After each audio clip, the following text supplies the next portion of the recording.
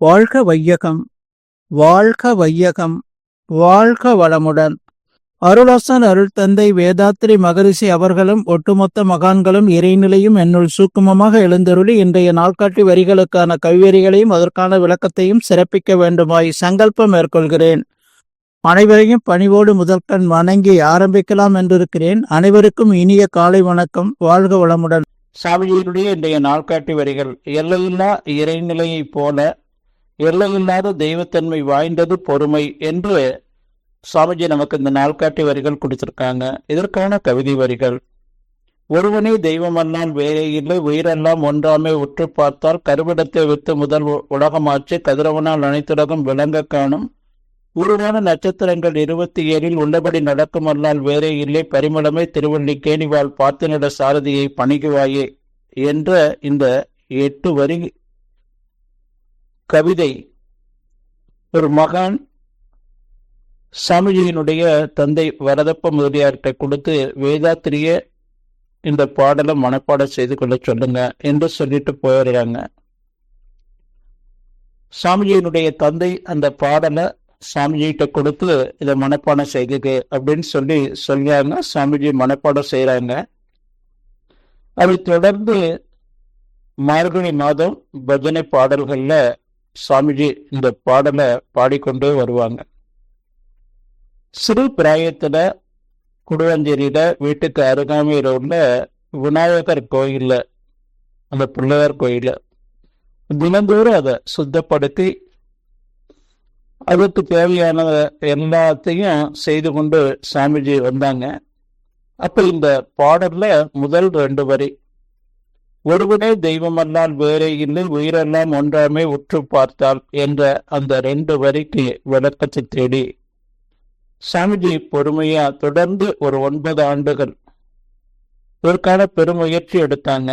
7 வயதிலிருந்து 9 ஆண்டு இந்த பெருமுயற்சியில தன்னுடைய 16வது வயது வரையிலும் இதற்கான விளக்கங்கள் சாமிஜிக்கு கிடைக்கல. ஆங்கில அறிவில் வளர்த்துக் கொண்டு சாமிஜி பல நூல்கள்ல இதற்கான விளக்கம் கிடைக்குமா என்று தேடினாங்க. குடுவஞ்சேரிக்கு கைத்தறி கொள்முதலுக்காக வடநாட்டிலிருந்து 2 பெரியவங்க வந்திருக்காங்க. அவங்க காவி உடை தரித்திருக்கிறாங்க. சாமிஜிக்கு இதற்கான கேள்வி கிடைக்கும் சொல்லி பெரியவங்க நீங்க அவங்ககிட்ட கேட்டு பாருங்க என்று சொல்றாங்க. சாமிஜி அவங்ககிட்ட போறாங்க. அவங்ககிட்ட போன உடனேயும் இதற்கான விளக்கம் கேட்கிறாங்க. அப்ப அவங்க வயதானவங்க அவங்க சொல்றாங்க, God is confusion, life is problem. இறைவன் என்பது நாங்க தேடல்ல ஈடுபட்டோம். இவ்வளவு ஆண்டுகள், ஒரு 50-60 ஆண்டுகள் தேடல்ல ஈடுபட்டோம். இறைவன்கிறது குழப்பமா தான் இருக்கு. God is confusion, life is problem. வாழ்க்கை என்பது சிக்கல் நிறைந்ததா இருக்கு. ஒரு சின்ன சிக்கல் வருது, அந்த சிக்கலை தீர்த்துட்டு நாம நிம்மதியா இருக்கலாம்னா ஆல்ரெடி இன்னொரு சிக்கல், பெரிய சிக்கல் ஒன்று வருது. இப்படி மாறி மாறி வந்து கொண்டேதான் இருக்கு. நீங்க சின்ன வயசா இருக்கிறீங்க, பெரிய குடும்பத்துல பிறந்திருக்கீங்க, உங்களுக்கு நிறைய பொறுப்புகள் இருக்கு. இந்த தேடல்ல இனி நீங்க அதிகம் ஈடுபட வேண்டாம். உங்களுடைய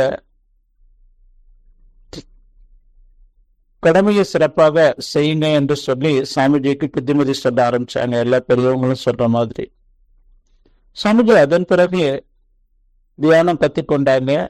படிப்படியா அந்த தியானத்துல தலைபாரம் வந்து சிரமப்பட்டு பரஞ்சோதி மகான் ஆசிரமத்துல சாந்தி தவம் கற்றுக்கொண்டாங்க.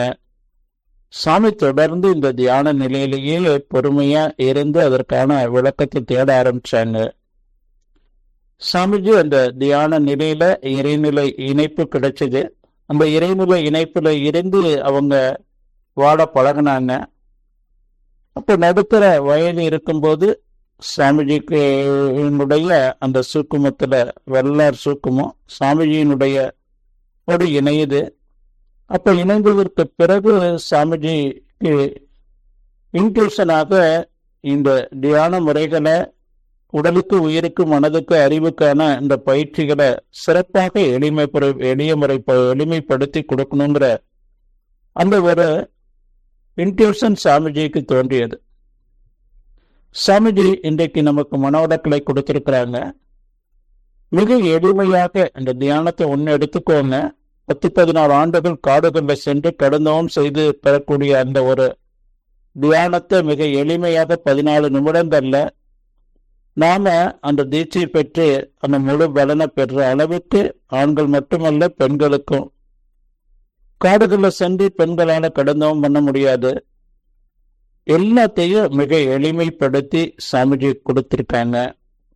அது சாமிஜியினுடைய அந்த பொறுமை காத்து ஆரம்ப காலகட்டத்திலிருந்து 7 வயதிலிருந்து அவங்க பெரும் முயற்சி எடுத்து பொறுமையா வெற்றி பெற்றிருக்கிறாங்க. நம்ம ஒவ்வொருத்தரும் இதை மனதில் நிறுத்தி வாழணுங்க, பொறுமை காத்து வாழணும்னு சொல்லி நன்றியோடு நிறைவு செய்து கொண்ட இன்றைய சிந்தனையை வாழ்க வளமுடன், வாழ்க வளமுடன், வாழ்